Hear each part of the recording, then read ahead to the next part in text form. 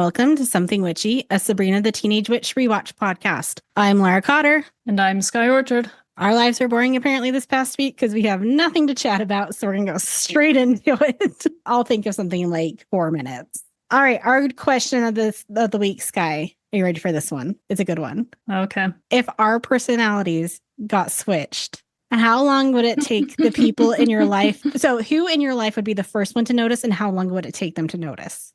It's tricky because we're not like complete polar opposites. I do think Jill would probably notice first. And I think it would be because you like pink and cute things. It's not a daily. I'm not like going out finding things on a daily basis and bringing them back.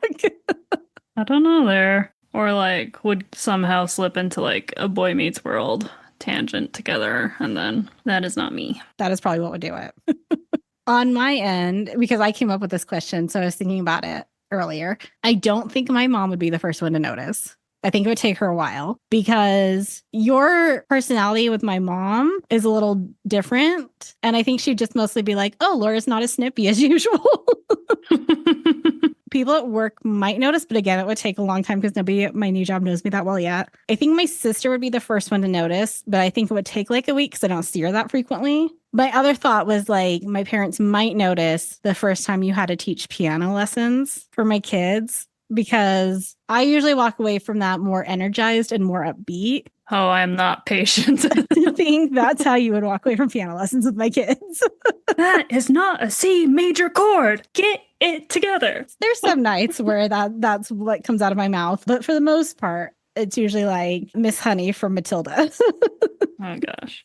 I've never actually seen Matilda, but I do know who Miss Honey is. Not the musical, none of the stuff? Correct. Read the book? Actually, no. Okay, so add that to your list. And then like watch the old school movie, the one with, is it Mara Wilson? I believe so, yeah. And Danny DeVito. And then watch the musical because it's adorable. Ugh.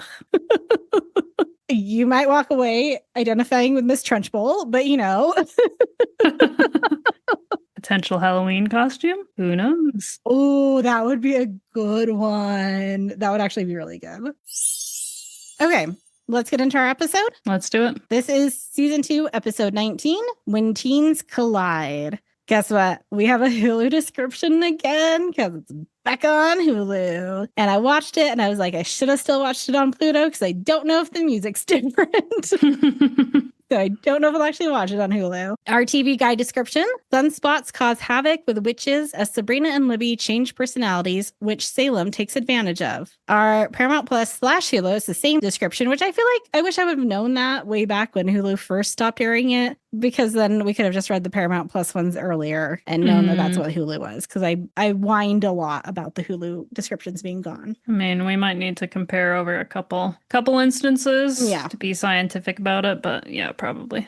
But I think the Paramount Plus and the Pluto ones are the same. So I think all the streaming ones have the same one. So that description is: when Sabrina switches personalities with Libby, she uses her magic and newly found popularity. And I feel like that sentence just kind of ends. I was expecting she uses it to do something. Yeah, I actually like TV Guide more. Yeah, same. Even though it does end a sentence with the word of.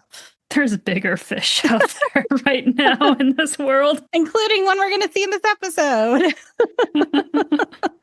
It originally aired March 6, 1998. Gary Halverson is directing again. Sheldon Bull is our writer, and he wrote Inagata Sabrina and Meeting Dad's Girlfriend. We have some guest stars, with a lot of them returning. So Henry Gibson is returning as our witch judge, and we'll see him in 2 more episodes. Not in 2 episodes from now, but he'll be in a total of 2 more episodes. Chris Rogg is our TV newscaster, and that is his only credit. Elizabeth Hart returns as Emma. We haven't seen her for a hot minute. When did we last see her? I think it was season 1. Because I do not remember this chick. Oh, she was like in the very first couple episodes. I remember she was in the Magic Joel episode and she was trying to tell Sabrina about her soccer team, and Sabrina just like kept ignoring her. Soccer girl. Okay. Yeah. Last time we saw her was in episode 12, Trial by Fury, of season 1. So she's in 3 of season 1 episodes, and this is her first season 2. And it's played by Melissa Joan Hart's sister. Cece Michaela is back as Cece. Bridget Flannery is back as Jill. Then we have Sylvain Cecile as the executioner from You Wish and Star Trek Deep Space Nine, Jeremy Garrett as the football player from Buffy, Sweet Valley High, Ally McBeal in NCIS, Wayne Alexander as Claude, one of the string trio people, from Babylon 5, The X-Files, Frasier, and The Twilight Zone, Poncho Deming as the witch policeman. He's also returning. He was in The Great Mistake and was, I think, the witch policeman there. Lastly, we have Jeffrey Stephen Smith as Pizza Boy from Buffy, California Dreams, Sliders, and The Pretender. What are your overall thoughts on this episode, Skye? So remember my guess last week? Mm-hmm. My fantastic guess saying we could have an amoeba. Mm-hmm. We literally could have had an amoeba-like situation. We could have, yes. I'm so sad. Also, I wish we had seen, having met Libby's mother, her mother's reaction to a very nice, cheerful Libby. I think that could have been a very fun moment. We didn't see nearly enough of how Sabrina's personality and Libby's body actually affected Libby. It was very, very short little moments, and I wish we would have seen much more of that. But overall, a nice take on like a body swap with doing personality instead, and Salem had a good little plot line as well. The Salem puppet, I noticed much more now that I know it's a new puppet. Like his ears move now, which I don't think we've seen before. They also have like distinct cartilage, which the previous ones did not. Cats don't have distinct cartilage though, right? Mine doesn't. Not regularly. Originally, I was like, those are some very veiny ears, but then I realized it's supposed to be at least cartilage. Our cold open starts with Sabrina shoving cans of food into her book bag for the food drive at school, much to Salem's displeasure. Charity begins at home. In fact, in my mind, it begins in the cat dish. To make it up to him, she zaps him in a huge fish and he starts digging in. Our outfit intro is potentially the worst outfit intro of all of them. Not great. Sabrina is in a what's supposed to be geisha outfit. And she says, please remove your shoes and enjoy our show in a very terrible accent. We're good with never seeing this one again. Agreed. And I was kind of worried that this is the road we were going to go down when we started doing like traditional outfits from other countries. And sure enough, this is where that road took us. Flip a bitch on that road. Go the other way. What did you say? Flip a bitch? Oh, what? I've never heard that saying before. Turn around. I've never heard it called that before. Oh, I say it frequently. Good to know. That's what would give it away if we swapped personality. Oh, man. My question of the week post this week is going to be, what would be your tells if on the podcast if Skye and Laura swap personalities? Sabrina yells at Hilda to drive her to school. Hilda is rushing to get downstairs, and she and Zelda bump into each other. Hilda talks about how nervous she is for her string trio audition as she comes down. Sabrina points out that she has an extra arm. Hilda freaks out and calls for Zelda, who comes down, missing an arm. It was like so obvious that Beth's arm was inside her shirt. Yeah. I'm like, wow, Zelda's a lot wider than she usually is. They all run to the TV where it is announced that sunspots are causing molecular instability. And Sabrina asks, what's this? And Hilda answers, the Witch Channel. And I was like, but hasn't Sabrina seen the witch news before? She sure has, because we had our fantastic chicken and a tie friend who we do not get, and I am very upset. Was Sabrina actually in the room for that scene? I think so. Okay. Also, one of our followers on social media sent us a chicken in a tie suit thing that you need to look at, Skye. Like an actual real chicken. And she was like, look, I found the chicken. Nice. Zelda goes to look up the spell to put their arms back, so Sabrina has to go to school on the bus. Sabrina doesn't want to go to school and risk having issues with sunspots. Zelda tells her she still has to go because they don't know how sunspots will affect her as a half-mortal. Which I feel like is the reason Sabrina should stay home, but okay, Zelda. Absolutely. For being the scientist, Zelda sometimes doesn't think logically. This is back to the early season 1 parenting styles where they're just kind of like, well, best of luck. Try to be careful. But if something bad happens, oh, well, like, okay. This real c'est la vie attitude. Sabrina is disappointed by the science club's lack of cans, although Valerie brought some licorice. They're not can people. So licorice. Sabrina dumps her cans in, shaking her bag vigorously. Valerie asks how she got her hair to do that. Sabrina's ponytail has moved. She runs off while Valerie tries shaking her hair. Valerie gets in about 3 headbangs before she's like, oh my gosh, I'm about to pass out. Do not go to concerts Valerie. She would not survive at a metal show. Not at all. Sabrina takes her ponytail off at her locker just as Harvey shows up with a bag of cans. She takes them and he points out the hair in her hand. She covers by calling it a wig before running off. And I think Harvey has a new haircut. Crisper. It looked very, like, military. Maybe the camo band shirt from last week really, really spoke to him. Also, he offers her duct tape to fix it back into place. I love that. That's not what you want to put in your hair, Harvey. Harvey has so little to do in this episode, and it's mostly just his facial expressions that amused me. Libby is bragging about the canned foods that cheerleaders have collected to Mr. Kraft, and inside their bin was a couple of jars of Peter Pan peanut butter, which I have not seen in a long time. They decide to turn the food drive into a competition. Because the idea of charity seems so un-American to Mr. Kraft. Not wrong.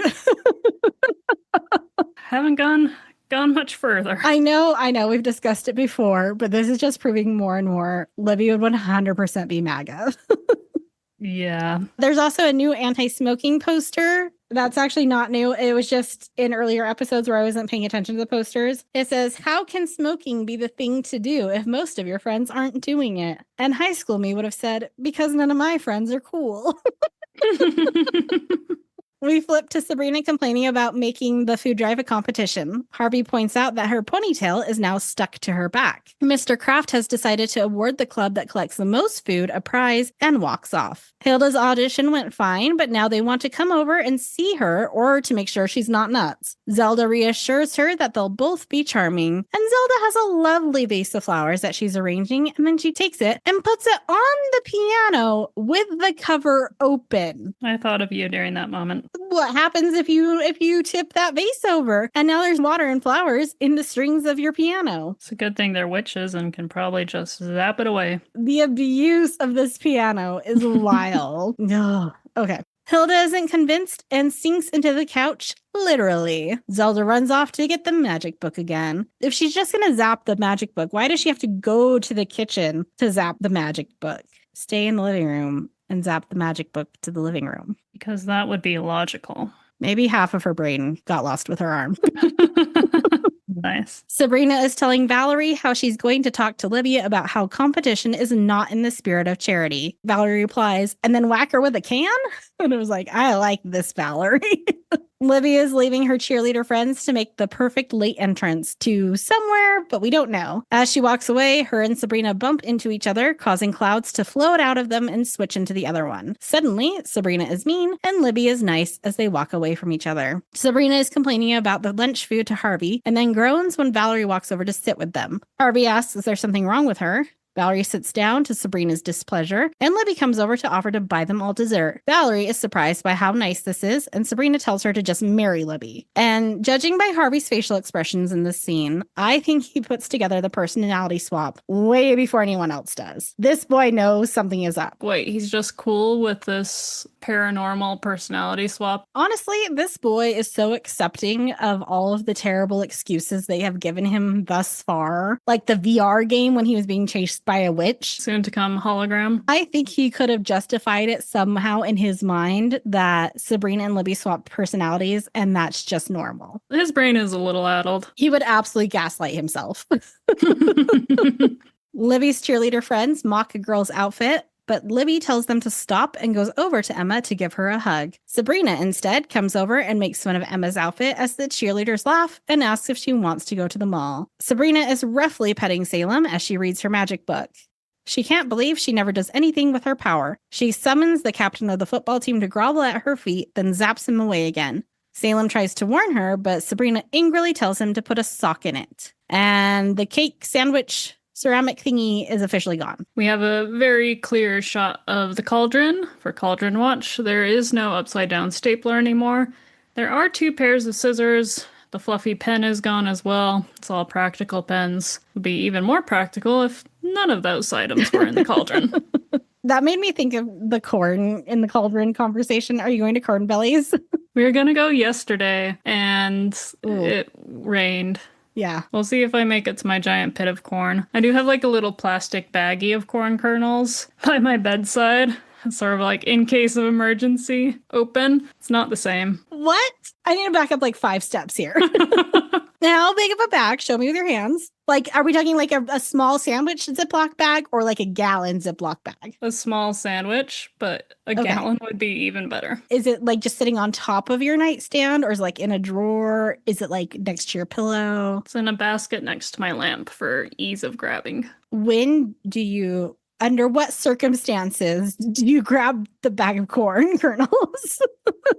Oh no, when you need to calm down, it's nice to just like run them through your hands and I don't know, instead of touch grass, touch corn. You can stop me if this is uncomfortable, but I just have some questions. Do they stay in the bag and you like rub the bag between your hands, or do you like open the bag and you stick your hand in the bag with the corn? Whichever is calling to your soul that day. Okay. Thank you for sharing this deep part of your personality with me. Y'all know my brain ain't normal, so... I was also going to tell you, we're taking Mary to the Wheeler Farm fall festival harvest thing that they have going on. And they are supposedly having some corn type something down there. So when I go on Saturday, if there's a corn pit, I will take a picture and let you know. You got to go into the corn pit and embrace the corns. I will try to be that free.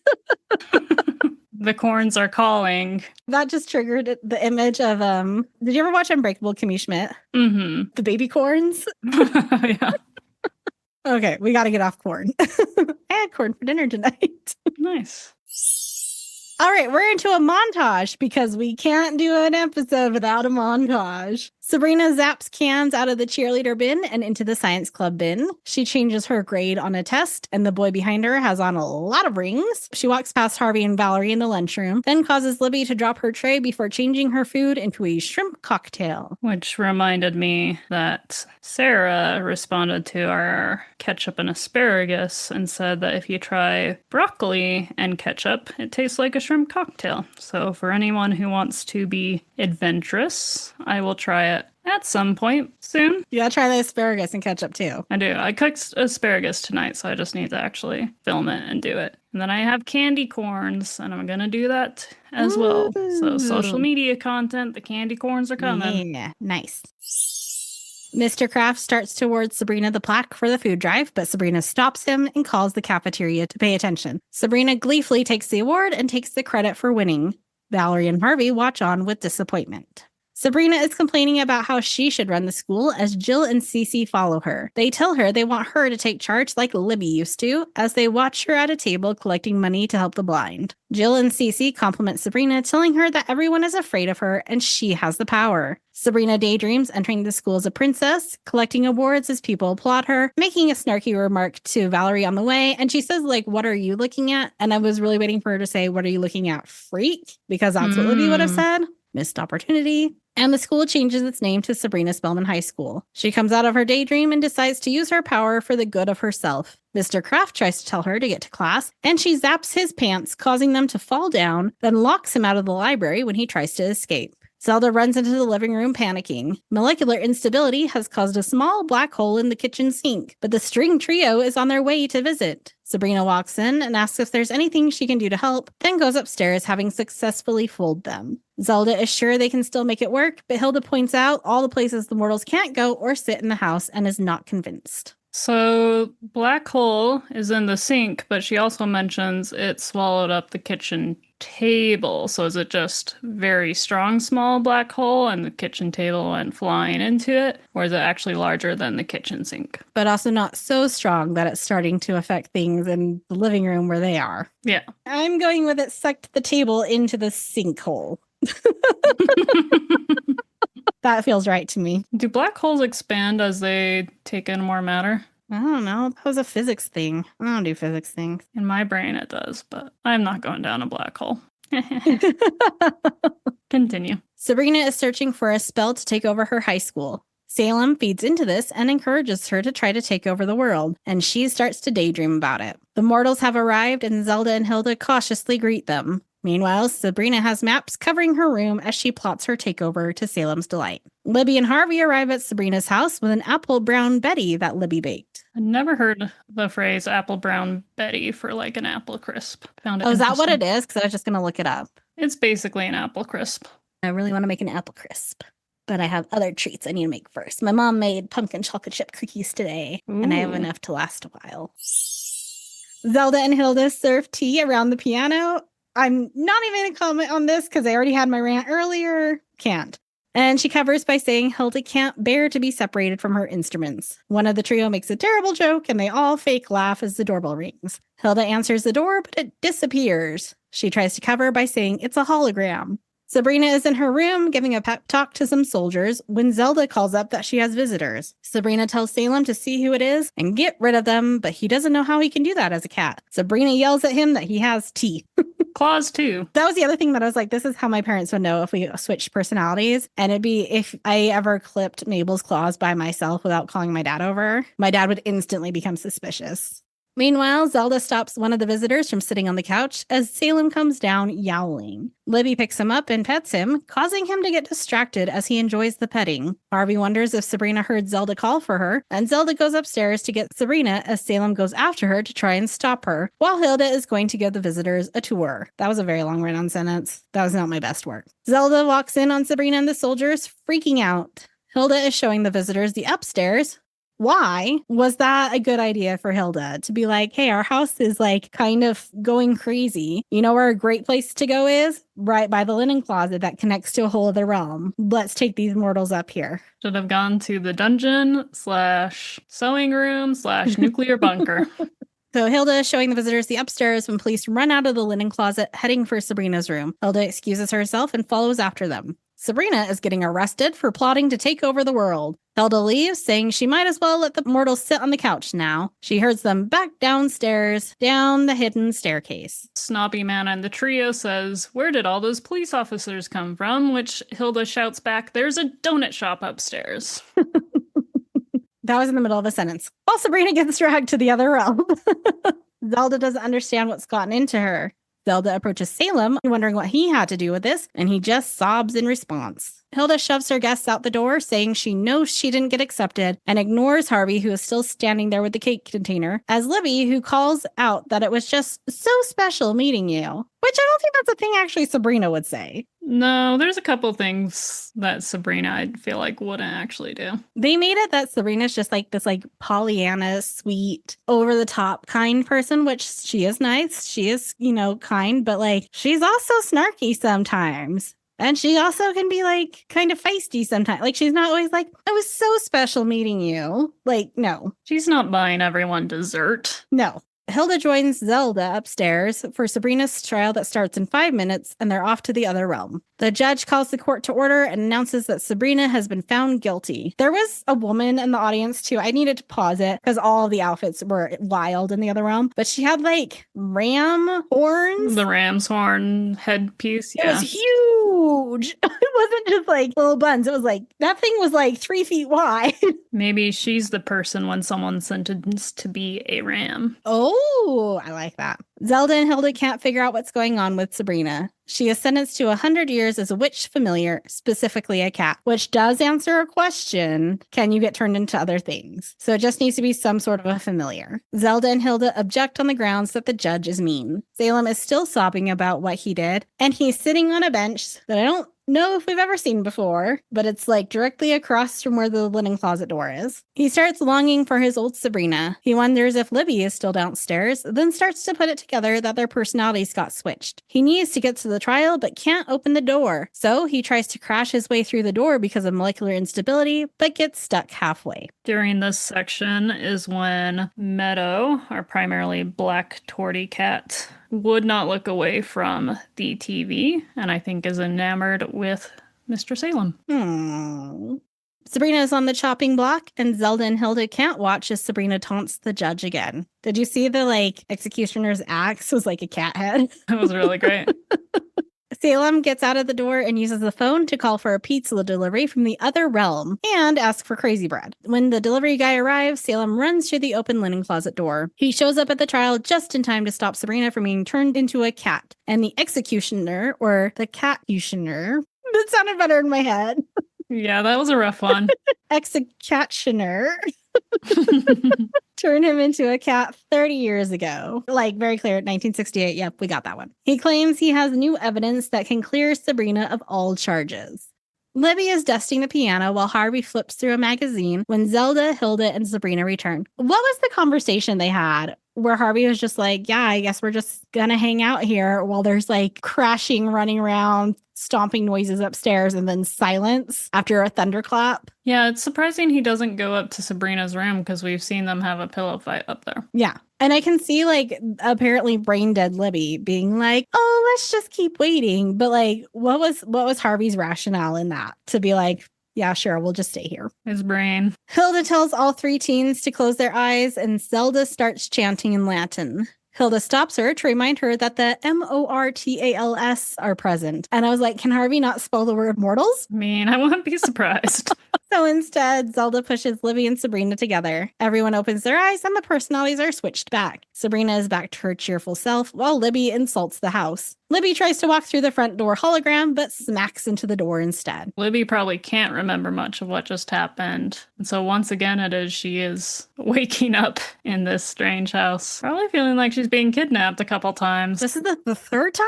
Oh, poor Libby. Well, Yeah. it's the third time that we've seen, because remember when Sabrina turns her into a goat and then she goes into the mirror and the ants turn Libby back? Did the ants bring goat Libby back to the house and turn her back in the house? Probably. I mean, I kind of don't blame Libby for not liking Sabrina at this point. Right? And she's like, this house is so weird and it's very valid. I would also think that the girl whose house I kept blackout waking up from was a freak.